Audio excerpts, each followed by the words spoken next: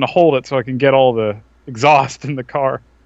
First, he decides, sure, I'll help him because he doesn't realize that it's a suicide attempt. And then afterwards, he's like, oh shit, what have I done? And he tries to convince him to live. This guy's seen it all. This guy has no reason to live. He is the most depressed human being alive. That new Final Fantasy XIV expansion pack comes out in June. The guy wants to live now.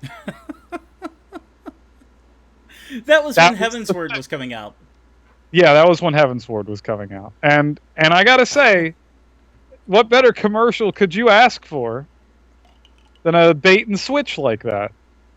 I'm proud of that film, even if the actors were terrible and the filmmaking was bad. But, the idea, the core idea of it, I was very proud of. Well, there you have it. That is... That's the perfect way to open up with Final Fantasy XIV yet again here.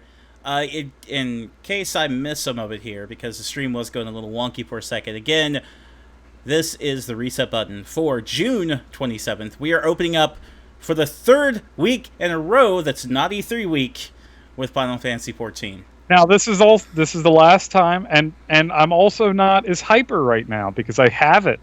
It's done. It's like I'm not done with it, but like my hype levels are a lot calmer. Mm-hmm. I can talk about this thing and I can set it down, which is not a place I was for the past couple of weeks. Because that's your claim. That is my claim. Here's the thing you have to understand about me. I get very fixated on one thing at a time, and I get fixated very hard. Right between the 14 stuff, I was focused on Metroid, if you remember. I was really focused on Metroid Prime, and that was kind of where my head was at. So all I could think about is Metroid. So I was exploring a lot of like Metroid history and lore. So I was like, I read the manga at the time, and I wanted to see what Other M did as a comparison. I wanted to see the actual roots and compare them to the remakes. And like, this is how I know what I know. It's because I get way too obsessive at once, and you, the audience, just happen to catch me at a time, and I'm sorry. You make it sound like you're punishing them.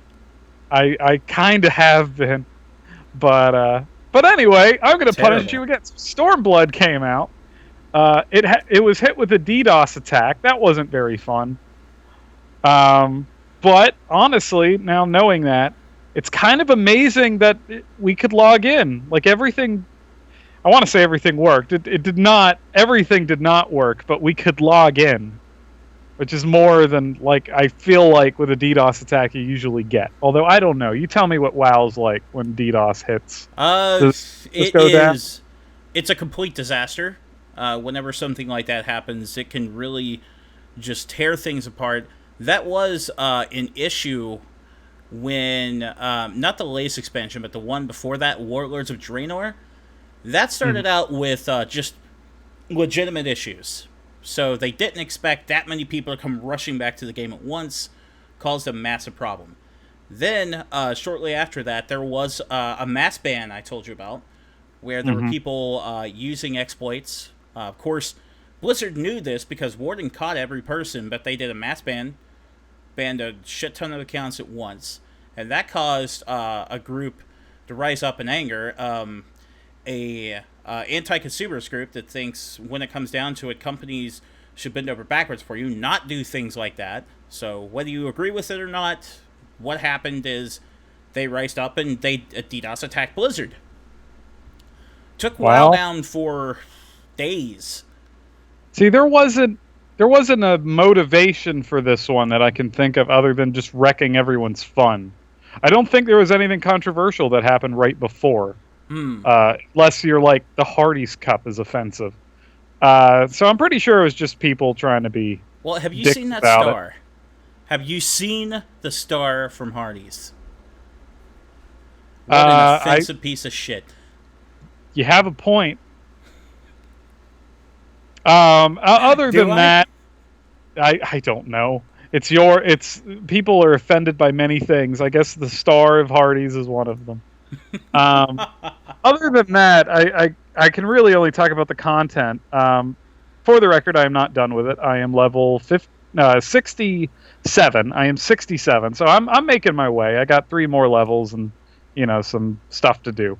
But I'm pretty confident I can talk mostly in full about my experience with it. What an upgrade from Heavensward in every single way. They definitely took some notes from Warcraft. There's a lot more variety in the quests. I'm seeing a lot more kind of like jokey or like weird mechanic quests just to pop up for variety's sake. So that is clearly WoW influenced. What they got more than anything is the pacing. It seems like now, instead of having way too many side quests at one point with the main quest that just goes through and then you have main quest, side quest, they found a really good level where you're not doing too many side quests at the same time, but you're always progressing, and I've never had to grind through any of it. Mm-hmm. So they really paced the hell out of it. Writing is improved completely. I'd say it is now totally, like, it is the best written it's ever been. It's very focused. Characters are a lot more animated. It's fantastic content. Some of the best dungeons in the entire game have showed up so far from the expansion, which I didn't think would be this good. And I'm realizing now, I loved Heavensward, but it was more of an extension than an expansion. It's like the core fundamentals were down, so they gave you new areas and like the size of it was bigger, Mm-hmm. and it was kind of perfected a bit. But this feels like a sequel in a lot of ways. It feels like they really upped their game on it. So I'm in love with the expansion so far. It was more than worth the wait. I couldn't be happier with it. With the idea of it taking from World of Warcraft, did the dungeons become more linear by chance? Well, the dungeons already were kind of linear, starting in the patches, in the 2-point patches, which you haven't gotten to yet. But what I would say is they're getting a lot more creative. Can I spoil an encounter just for reference of unique mechanics? Well, I don't mind it, but we have Okay, to see what the audience says. Audience, I don't care about you. You're stuck with me. Wow. Oh, it's not like a big deal. I'm just ruining like one boss in a dungeon. All right, If you upset Catawolf, it's on you. Catawolf, if you're mad at me, I'm sorry. There was one particular dungeon where you don't actually attack anyone, and it is just purely dodging mechanics.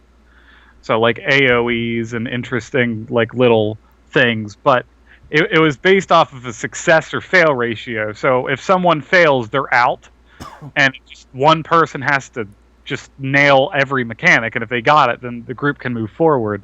But it's such a unique idea because it's not a traditional fight. There's no fighting in it at all. It's just you like mapping out and getting the reflexes down to do it.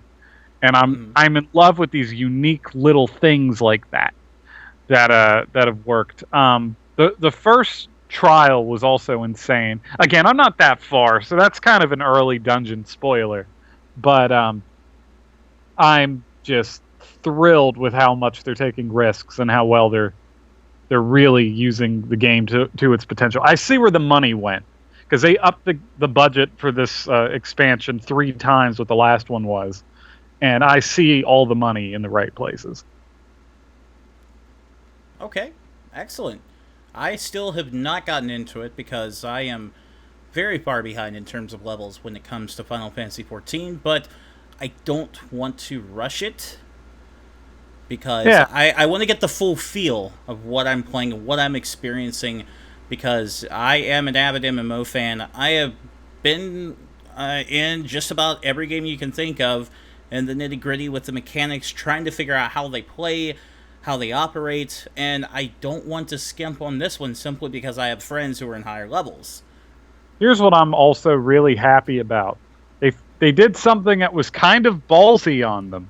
You know how that jump potion exists that you could pay $25 to just get to the level? Oh, so it wasn't it wasn't 15 after all? I think it was 20. Well, maybe it was 15. I'd have to look back. I want to Okay. say 25. But it's irrelevant because my point is you'd be in such trouble if you did that.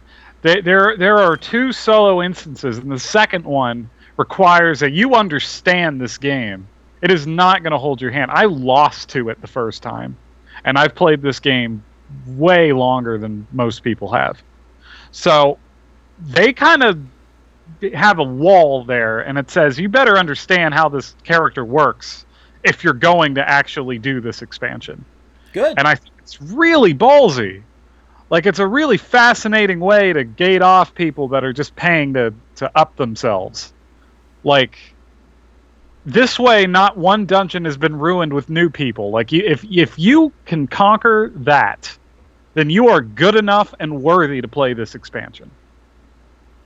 Good. I love that. There should be, especially boss mechanics in dungeons, for example, there should be things that can challenge you to the point where you can lose. Yeah, That's but that's to the have one that, thing that to should have that absolutely happen. so early, Mhm. like before you do your first dungeon of this expansion, Right. like that is such a unique way to start your game, and it also, like, story wise, it gives you a sense of fear. Because I've had one criticism with 14, which is I Okay. always felt like the main character was a Mary Sue, in the sense that the writing was so imposed that you are the warrior of light, you'll never lose, you win all the time, which makes sense. It's an MMO, so the world kind of props you up as you are perfect, and occasionally it'll take something away, but that never really Right. core changes. The second encounter, you are just panicking. Even if you're a master of this game, like, it is made for you to panic and to be like, "Oh God, I don't know if I can do this." It instills a sense that the game hasn't given me for a long time, which is, "Oh, I'm fighting against someone way more powerful," and it's kind of a cool trick. Mhm. The closest feeling I would compare it to is, like, you ever play like Mega Man X? You know, the boss you have to lose in Mega Man X? Vile. Yeah, it kind of feels like that. It feels like you're just being dominated all over the place, and there's not much you can do about it. But you still have to win that encounter because it will not let you play otherwise. So, bravo! I couldn't be happier with Stormblood at all. Excellent. Yeah. That's great to hear. That the expansion came out, huge hit from everything I've seen so far. Everybody appears to be very very happy with the direction that the game's taking. I'm so glad Yoshi P said he wants to stay on, like, for a long time, because it's fantastic. It just is so good. I can't overstate it. And that's why I keep bothering you to play it with me, because I want you to see that content. I want you to see how good this gets. All right. Well, I don't think I'll stream it or anything, but maybe we'll play a bit after this. That'd be fine. Sounds good. So Yeah. that was a whole lot of positive, some good emotions right at the beginning. Now we're going to take it a little to the negative, simply Here we because go. there was a big announcement today. Oh. And depending on how you look at it, might be good, you might be happy, or you might be very pessimistic. The SNES Classic, announced by Nintendo today, Oh, I knew we were getting on this one. has a total of 21 games altogether, one of which is the never before released Star Fox 2, MSRP $80 for this. Also got Earthbound, which is yes. very, very hard to find unless you have a Wii U or 3DS currently, Absolutely. which So is worth it alone just for Earthbound. yeah, it has some really rare stuff to it. The value is through the roof if you consider what kind of games you're getting with this. But the pessimism is coming from a lot of people. One, because of the way the NES Classic was handled, and I was talking with Eric before we went on here. I just gotta kind of wonder, when does it end that now they're just taking these games that you could have stolen by now? Games that didn't have any support, you could have stolen them. Fine and dandy, because you had no other way to play them. But now they just take this because they own the copyrights. They slap it onto, a thumb drive, put it in this nice system, or what have you. and then they sell it to you for $80, which is becoming an ongoing trend. I guess the question I have to ask is, when does this end? When you stop buying it. It's not that simple. It is very much that simple. How's it not that simple? Just don't buy it. Because you're always going to have the casuals. See, here's the thing. The casuals are the ones that are going to look at it and say, well, I remember that thing. I'd like to have it. And then the scalpers come in, take that, and then sell it to the casuals. And then Nintendo gets the idea that, oh, this thing's selling like hotcakes. This is exactly what the market should be from now on. Just selling new rehash crap. Well, I have a couple arguments there. First of all, I think scalpers make sense to me. I get why they do what they do, because they have limited stock. The limited stock is totally by intention, because Nintendo wants those people to go to the store and ask about the Nintendo thing, and while they're there, they will learn about this device called the Switch that might have this thing called a virtual console. What? I've heard complaints previously saying, well, that's not true. The Wii U didn't pick up sales after the NES thing, but the Wii U was not a new console that wasn't like, it was a dying console at the time. The Switch is this hot item. The goal of this thing is not even to sell that much. It's to get people to talk about Nintendo.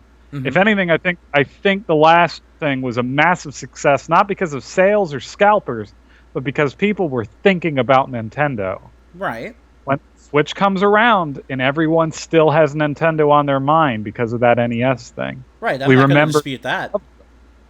So I don't see the problem. It's working from Nintendo's perspective. Well, I don't like the market to go the way it's going with that. Not only that, but when it comes to something like the SNES Classic and the way that Nintendo makes sure that things are stocked up. And by the way, I saw what Lion King John said. Buy 5 of them, resell them, and retire. Ain't that the truth? But when you go in September to get this SNES Classic, and then you want to learn about this Switch thing, you show up and neither one's there. So, well, hopefully they got that Switch figured out by September, but we'll see. I'm not convinced, though. That's another issue I have. Nintendo wants to hype to the end of the earth, but they don't want to deliver the product. That's I don't one know, of the reasons man. why I say this isn't for the fans. This is just for Joe Blow. But see, I don't see the problem if it's for Joe Blow. Why does it have to be for the fans? We don't have to buy it. We could pirate, or we could wait until it's on the Switch. Like I don't understand the entitled attitude that every single product from Nintendo needs to be aimed at hardcore gamers. Hardcore gamers who still want this. I mean, this is the thing that is confusing me the most about this argument. Like, yeah, they may not be able to get it, but is that the end of the world, really? It's just, we can play these games. It's not like I don't see the downside other than saying somebody who wants it can't get it. But if they can't get it, they have plenty of other avenues to be able to play these games. So where's the real downside here? Well, the main issue being, once they're released in that format, having them in any other format that you're playing would make them illegal. That's one big issue. Well, if they're on Switch. Well, if they're on Switch. Like Star Fox 2, this came out of left field. Who well, knows how that's going to go? I think it stands to reason that if they are releasing it now, they will probably release it in the future. I mean, like, while we do not know Virtual Console plans, we do know that they intend to do a Virtual Console. Yes. And I don't know. I feel like it's ridiculous to think that Nintendo is not considering putting these games on the Switch at some point. Like, you'll get it if you wait. Or, you probably have it somewhere. You have it on your Wii or your 3DS or your Wii U. Yeah, they definitely do like to put out different ways for you to be able to get that. It's just the main issue is different things like Star Fox 2, which exists on the internet right now because it was a fan project. Now Nintendo, I assume, has actually finished this, and that means it can't be a fan project anymore. It absolutely can't. My argument, I'm going to use this game called Mother 3. Okay. I think you've heard of it. Now, I am a massive fan of Earthbound. Earthbound, being Mother 2, is my second favorite video game of all time. I love that game to death. They released Mother 1. Not a big fan of Earthbound Beginnings or Mother 1 or whatever you want to call it. But Mother 3, in some ways, is a vast improvement. I have played this game 15 years ago, as have at least 90% of the people that keep begging for Mother 3. Like, they've played it. There's no question. The reason we want Nintendo to release it is not because we need a copy of it to be able to play it. We just want to have the mean to support it. We just want to say, I bought it. I bought Mother 3. I own Mother 3. Mother 3 is in my house because I purchased it, and that feels good. I kind of view a lot of these games in a similar vein. Buying them is less to do with I really want to buy it so I can play it, and more to do with I want to send the message that I appreciate that this is available for me to purchase. That is pretty much where it stands. I do not see the problem if there is a device that happens to have, let's say Mother 3 came out on this thing. I know that's impossible, right? But let's pretend it did. Yeah, it's already been announced. It's not happening. Anyway. Well, it's not a Super Nintendo game. We'll leave it but I'm saying in an alternate reality where it did. Let's say I really want to support that. It's sold out. I can't get a copy. Mm-hmm. I'm not really worried about sending a message if they just sold out. The message was already sent, with or without me. That's kind of where I am on it.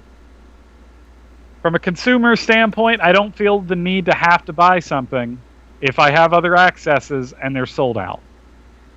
But if it's there, if someone gave me an NES one right now and said, hey, I got one for $50 and I'm an official seller of the product, I'm not a scalper, I'd say, okay, well, you're there. I'll get it. Fair enough. Now, the issue that I'm having with it, though, and you were just bringing it up yourself, is we're taking into, I guess we're assuming here that those are going to be showing up on the Switch and things like that later. One major concern I have with that, like I was saying, Star Fox 2 pops up out of nowhere, that these may not show up later on. This might be a collector's thing where it's just a one time, here it is, you can get it maybe, and then after that, you can't pirate it because now we've given you a way to play it. If that is true, one, I feel no guilt for anyone that were to pirate it because they have no way to purchase it. It would kind of be like saying, it'd be like pirating Grim Fandango before the HD remasters showed up.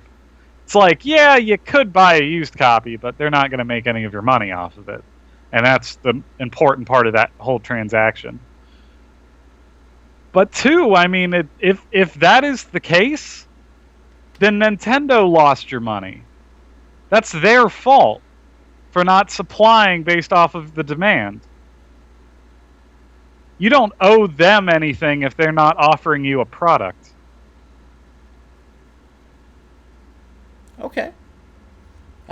Definitely good arguments, definitely good things to consider with that. Now, I'm not sure how well Nintendo is going to go with that. They would probably make the legal argument that they did just give you a way to play the game. Sorry you lucked out. Short term, but I wouldn't imagine know. Yeah, I don't know what the legal implications of that would be. Somebody else would have to figure that one out because that's kind of dicey. If they would argue we did give you a way, okay, right, but it's limited supply. This whole argument is based off of so many assumptions. Mm-hmm. And like I can't argue really in one way or the other because we haven't seen how this is going to play out. And my assumption trumps your assumption in the sense that I just assume this is all going to be on the Switch. All the assumptions. That's my assumption. So therefore I don't see a problem. Okay. But that's if that is not the case, then Nintendo, you're really stupid. You should have put it on the Switch. Well, I would just go so far as to say I hope they put it on the Switch, but nothing's been set in stone to say that like a lot of these games that are just suddenly coming out of the woodwork, like Star Fox 2, are going to show up on the Switch. But I digress. Again, assuming, who knows in the future. Nobody knows. The big question with this, since Nintendo has been doing their own stuff. Usually you can go and find like some sort of Atari thing or like Sega, and it's got some games on there, but it's kind of cheap, kind of flimsy, because the publisher didn't make it themselves. Nintendo has gotten in the game. They're now making it themselves. It's a good product from everything I've heard. I believe Sega is now doing the same thing. So I guess the thing I'm wondering here is it time for everybody else to jump in on this?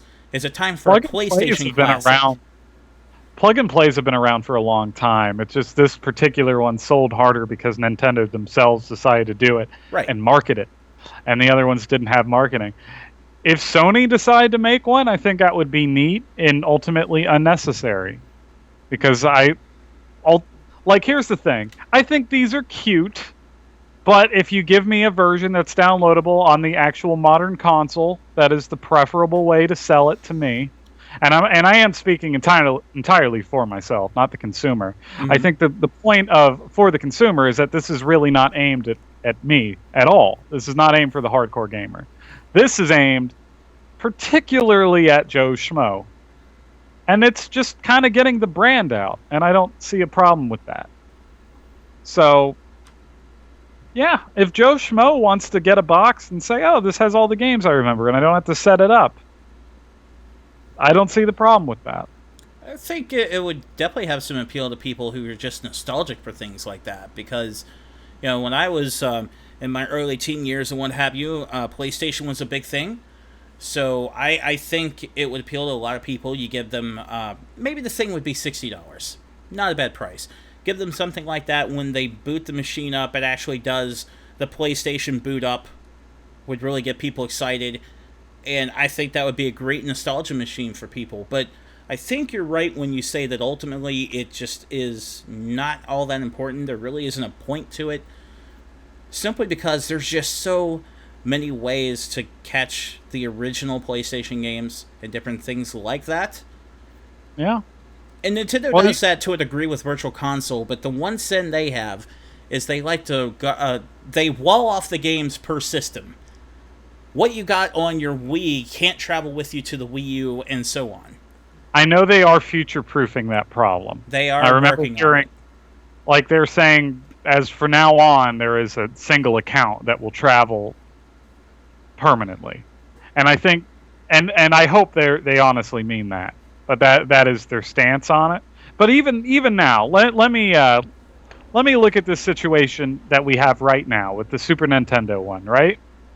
Buy that, where you can only play it at home, versus get it on my Switch, and now I can take these games portably, and maybe have online support on the Switch version that they're talking about. It just seems like every way, if I got it on the Switch, with the exception that I have a different controller, it is better.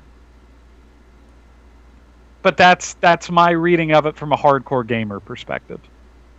And that's really the only way I can look at it. This doesn't feel like an issue to me. I don't know. But I do think it's kind of dirty that they are purposely not going to make enough for everyone to own. And if that's the argument, I can kind of agree on both ends of it.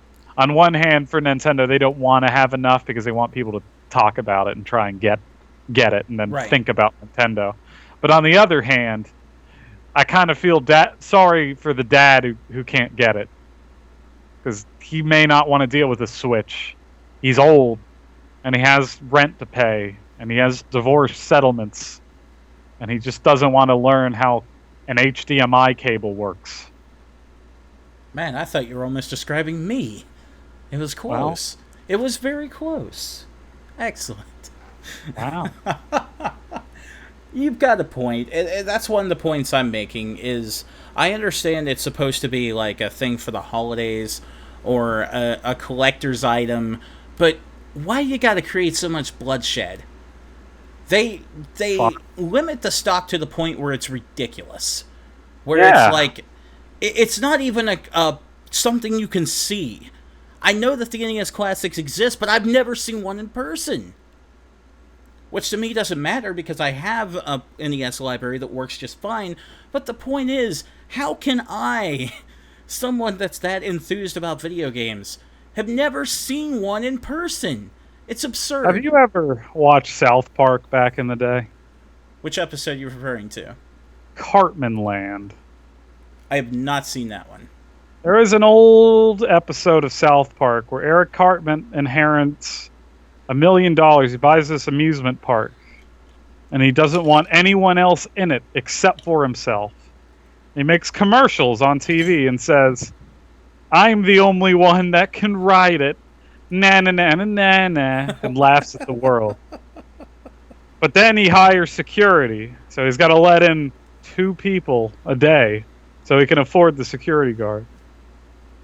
But then the machine breaks down, and he has to hire 2 more. He has to let in 2 more people, and this goes on for different professions. And until it just opens up entirely. People are starving to get into this place. And so finally, he's like, we'll let in like 300,000, 600. He's miserable, but it's the most successful that the park has ever been because everyone was so hungry to get in. That is the Nintendo strategy. We all are foaming at the mouth, dying for their products. I was wondering where you were going with that, and then it's perfect. And then when we see it, we're going to snatch it up. Even if we're not going to buy it for ourselves. We're going to buy it because it's the smart decision, no matter how you feel about it. You can scalp it, or you can get it for yourself. But you'd be a fool to pass up on it. That's the Nintendo way. Oh, my. I know someone at my work, just to throw this story out here, I know someone at my work who tells me he has 2 NES Classics. One he's keeping for himself, the other he's not certain if he's going to scalp it or give it as a birthday gift to someone. I want so badly to just be like, come on, we know each other, don't ream me, I want that NES Classic. What can I do? Yeah. I want to so badly. And that makes him smart. Yeah. Because he knows now he's one of the few that has it. Now, I wasn't given the same opportunity, but like I don't have money. But if GameStop was like, hey, we have 3, I'll hold one for you, I would sell stuff to get it. Because I want it. In a heartbeat. It's either for myself or just financial money. It just makes far too much sense. So, I don't know. I that's kind of how I look at this whole situation with Nintendo. I feel like they're kind of in on it. Now with the Switch, that actually did catch them off guard. I know they are purposely trying to work on it. But what I love about it is it kind of revealed that that totally wasn't with the NES one. Because they're like, okay, with the Switch, trust me, this was not on purpose. And they like emphasized how accidental the Switch success was, and they weren't expecting it. Right. They didn't do that with the NES one. Right, just like at E3 when they kept saying, I'm so relieved that the Switch caught on. And that just made both of us say they weren't expecting this shit to happen. No. But now that it has, they're laughing all the way to the bank. Yeah. They sometimes create the license to print money, Nintendo. Poe says Nintendo are sadists. Perfect. Yeah. They kind of are in some ways. In some ways. Have you not seen how they treated Mother fans? Well, did you see how they treated Metroid fans for a little while? Oh, no, we had it way worse. Don't you pretend. Oh, I'm just saying. They Don't like to pretend. do that. They like to do it to people. You're getting 2 entire games coming out in the same year. Finally. On the other hand, we're just waiting for a port of a game that we've already played. That's all we want. We don't even want a sequel. No one's asking for a Mother 3. We're just like, we'll just take, or a Mother 4. We'll just take 3. Just let us have it. Well, Nintendo's like, oh, you like Metroid, huh? Here's Other M. Oh, Other M didn't do it for you? Here's Federation Force. Now, Other M at the time, I could understand why they thought that was going to be successful. Because people were excited for Other M. Federation Force, I have a weird suspicion that if they had released that after, or as part of like a 3-game deal, no one would have complained about it. They might even like it. I'm hearing it's a good game. It's just not a good Metroid game. Yeah, I do. I mentioned that as a joke. I didn't think it looked that bad. It's just because it was called Metroid Prime at a time where everyone thought the series was dead. I So I mean, think it's an interesting time to play that game if you have a 3DS lying around. right. When I was still writing Screw Attack News at Screw Attack, I even mentioned in the article that I thought it looked good. And then after seeing like all the hatred that was coming down on it as the day went on, I'm like, oh god, I don't want to check the comments. Oops. I thought for certain somebody was going to just rip into me, but we didn't get a lot of attention. That's a good thing. Yay. They still have the chance. Just tell them you wish they didn't announce Metroid Prime 4. Don't worry, be Mother good. 4 will come out in 2020, and when everyone asks for it localized, they'll release Mother 3. Perfect. Now, Mother 4 will never happen because the creator of it is not a game designer. So he doesn't, and he said he doesn't want to make another one. Like, that's a discussion for another day. But Yeah. what makes it, like, interesting is, like, we know we'll never get a Mother 4. Yeah, you've told me this many times, so I'll release that on the masses one of these days. One of these days, you poor soul. I realized I talked about the creation of Mother with you. I know I talked about Earthbound, but I didn't realize I ever went into who made it. No, you've talked in lengths about why Mother 4 can never happen. Oh, okay. Well, never mind. That's why I said what I'm I've going to talked- release that on the masses one day, so they could just soak that in. But I guess Yeah. the big question now is, since Nintendo now announced the SNES Classic, and everybody lost their minds over that, and even if this is a limited run and half the people who want it don't get it, if they release, shall we say, an N64 Classic, you think the people are still going to go insane for it? Yeah. Oh no, it's going to be a bloodbath, and I cannot wait just to watch the madness ensue. I think it's really interesting that this is in September instead of like Christmas time, instead of November. I Like guess it's at they're- a time. It's at the same time as Mario Odyssey. Or it's a month before Mario Odyssey, I suppose. Ah, I just figured out that's the real strategy. Okay. Oh, tell us Yeah. the strategy. What's the strategy? Well, I already said they'd be looking at the Switch. But Mario Odyssey would be a month away. A new Mario. Oh, coming. so get everybody in the stores excited about Nintendo and be like, oh, have you heard of this game, Mario Odyssey? It's on this new system we have called the Switch.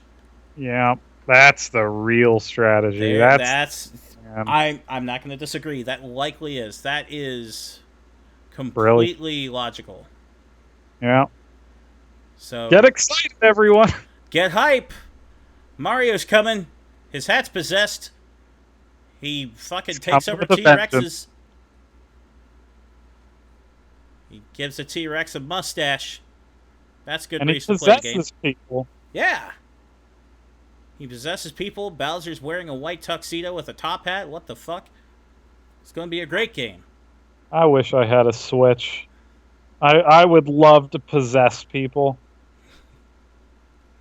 You say that with so much joy in your heart. Well, I also liked Geist. And it's cool that I'm going to get a Geist platformer. There You was ever played also... Geist on the GameCube? No, I have not. I remember The Haunting that was on Sega Genesis, if anybody remembers that. That was also an interesting game. I think you showed me that once. Yeah, that was a cool game. I have never seen it in person in the past, 20 years, though, so I guess you'd have to look on eBay for it. I've not seen that game forever. But it's a fun game. Definitely an interesting concept. It does get a little dumb after a while, but still interesting concept. And now, hey, Mario's doing it in a cutesy manner. Just taking people over, putting mustaches on them, and robbing them of their will. Their soul. He's a soul-sucking beast now. That's Mario. Yeah. Couple people are looking forward to it. So are you going to be getting the Switch soon because of Splatoon 2? I don't have any money. So my like if I had the money and I had one in front of me now, I Would you would get just throw Splatoon it 2? at the screen. Yeah, I would. I'd love to get Splatoon. Here's something I kind of want to talk about a little bit related to the Switch because I Sure. think it's kind of fascinating. The attachment rate is on the Switch is super fascinating to me Okay. because it is the only console where every single Nintendo game is selling like hotcakes immediately. Um, I've been watching it closely, like all the game releases, not just the console, because we know the console's going well. Zelda was obviously the most popular one, and we all expected that because it got all the tens and Zelda and all that. But I look more and more at it, it's like ARMS sold more than Tekken and Street Fighter combined in its first week.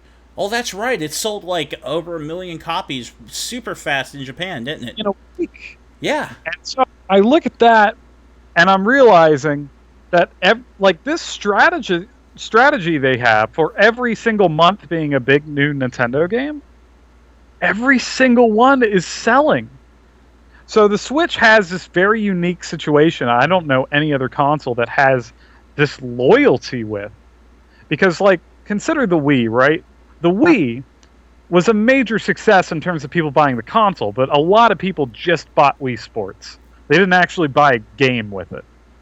But it ended up in all these households. Mm-hmm. Now the Switch is selling not that bad by comparison to the Wii. It's almost kind of what the Wii was selling, except the attachment rate is insane because the people that have the Switch are buying all these Nintendo games. I think Nintendo could not have released this thing at a better time, and they have this library that's just building every month with games that even if it's a Wii U port, most of the people haven't played them. So they're viewing them as these games that you have to get. Like, if I have a Switch, I have to get Mario Kart. It's not that I want Mario Kart. I have to get it. Oh, I won it based on what I got on Switch, not Switch, Jesus, Wii U, simply because it has like the double dash mechanic of having like 2 weapons. It has quite a few different things I'd love to have seen in the first one, so yeah, I would grab it. Yeah, but I'm saying, like, for the people who are buying it, that seems to be the attitude for every game that comes out. Yeah, you have it, It's so you just might as that well just buy all these games. I have to get these games. I have to have this and that. And I think it's a really, really interesting thing, because I've never seen this happen with another console like this, in this speed, either. We'll Like, have to mention, but I don't know if you've poked around like different places. Like I poke around Reddit on the regular when I'm at work because why not? But it seems that there is a deep pessimism that is coming up, and like all this talk about 4K and HDR. A lot of people are saying, "Well, that's nice, but we really don't care. We want good stuff. We want good games." And where else to turn for that right now but the Switch? so I think the bigger issue with that, there's a couple. The other consoles are going for the same thing over and over, which is, more expensive and prettier. Like if you look at the PlayStation 4 Pro and the Xbox One Xbox, it's entirely just a race for diminishing returns.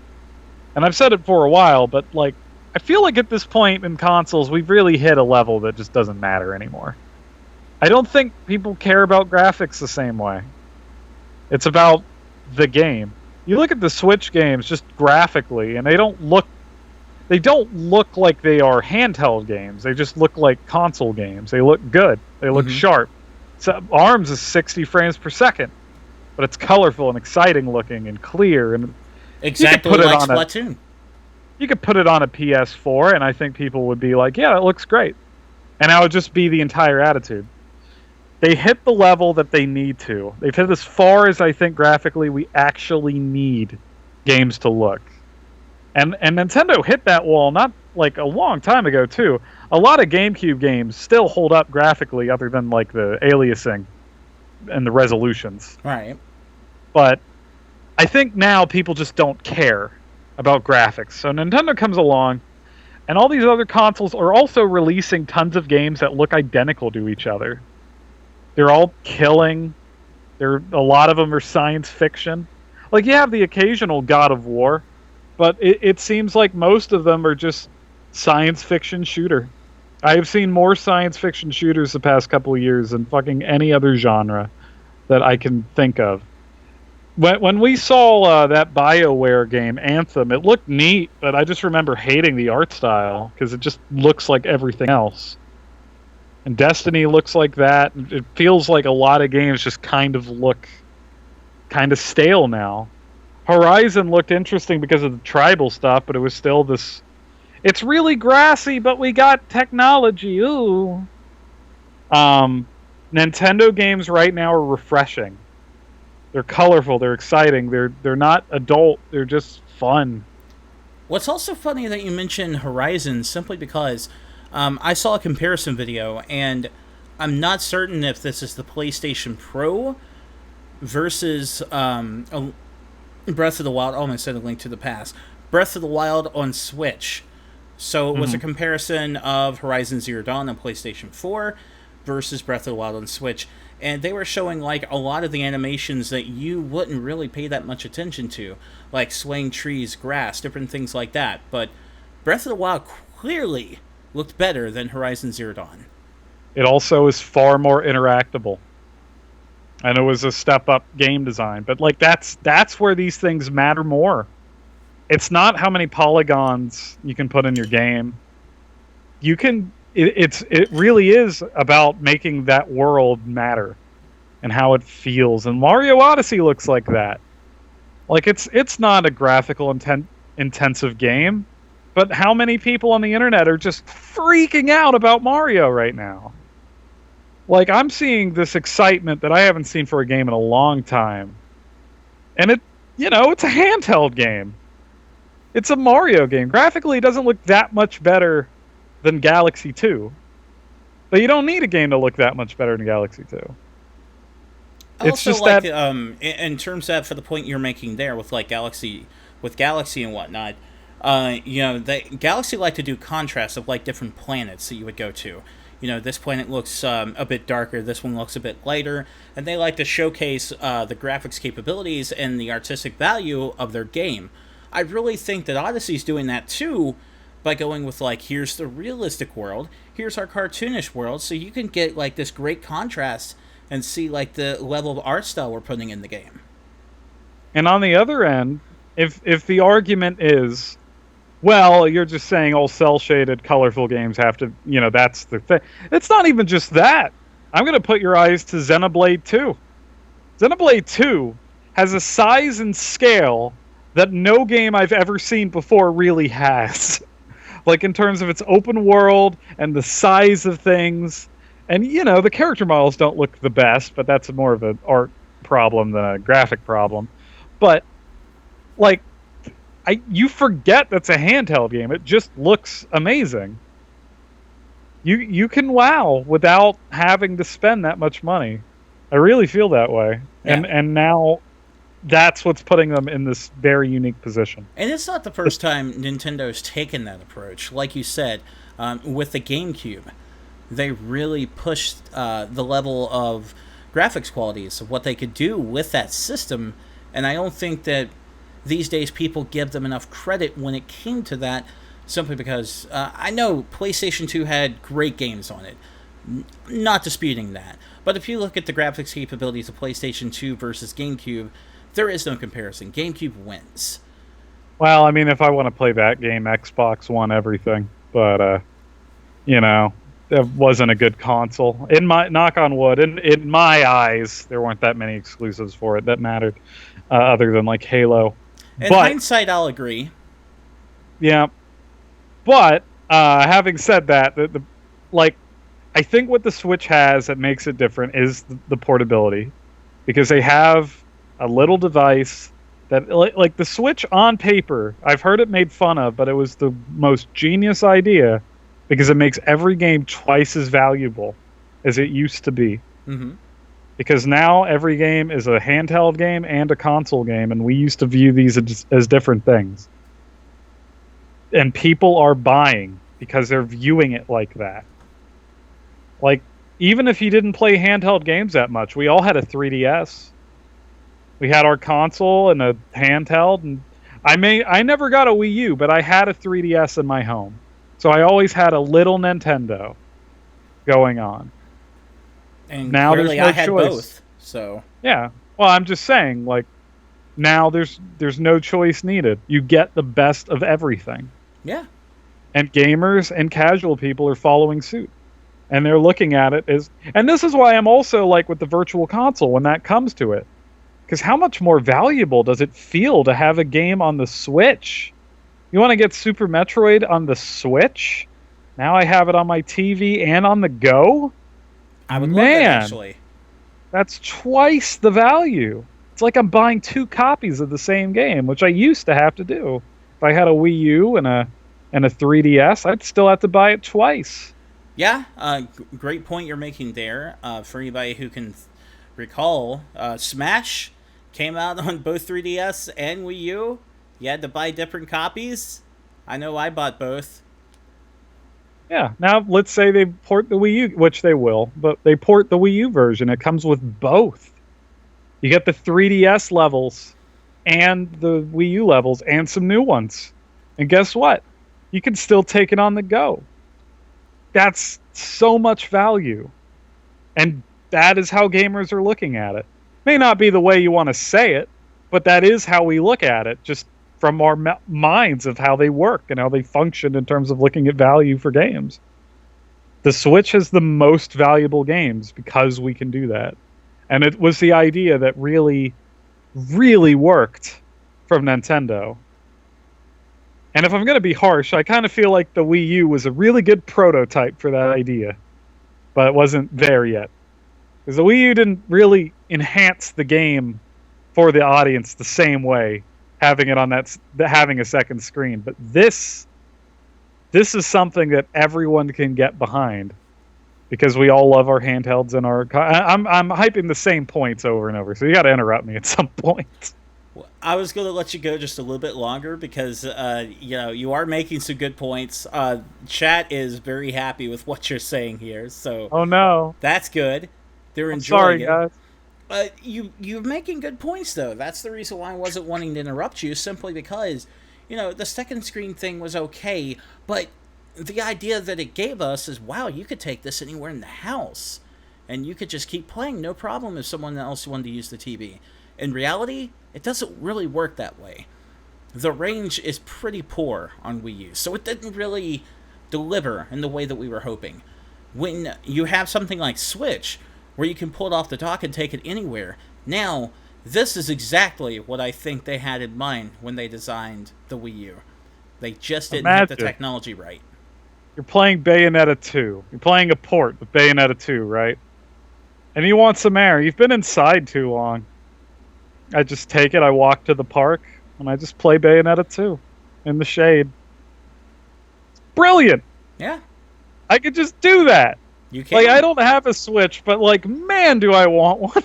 Because that idea is just so cool! And it's funny, because there were so many people that were down on it when it was first announced. If you looked at Nintendo's stock when the Switch was announced, investors left. My biggest regret is I kind of wish I had thrown some stock at Nintendo, because I knew what was going to happen. I didn't know it was going to be this size and scale. I don't think many of us did, honestly. But it was clearly a winning idea. And I think it's a timeless idea. I think Nintendo can never undo this idea. And all they do is win. For now on, they have to continue the portable console, because it is an absolute genius idea. Can't disagree. All they do is win. But we are getting way over time with this one. Oh no! I couldn't stop you. It was great talking points. Lion King John said, "Stop! I can only get so hard." So I think he's a bit happy with what you were talking about there. So that's why I can't stop you. But we got to stop at this point, because we can't do the show all friggin' night. Though we'd love to for you, but we can't. So we will, of course, be back next week. We'll have some new talking points. I'm sure we'll just verge off of something else like we did this time, because we weren't going to talk about the Switch at all. Yet here we went. So that's But there's been. two, I'm but there's sorry. two subjects we love. It's 14 and Switch, Well, or just Nintendo in general. Nintendo. Yeah, Nintendo in 14 general. and Nintendo. That Yeah. it's always been that way with Super Reset Brothers and the reset button though. We've always like even before you showed up, all we did was just praise Nintendo, and we've gotten some shit for it too, but that's fine. Yeah. We can live with it. Times have changed, and now Nintendo's on top, baby. So that's Take been that, Sega Dreamcast. so that's been the reset button again for June 27th, 2017. I'm Patrick. That's been Eric giving you all the good talking points about the Switch. You guys have a wonderful evening. Adios.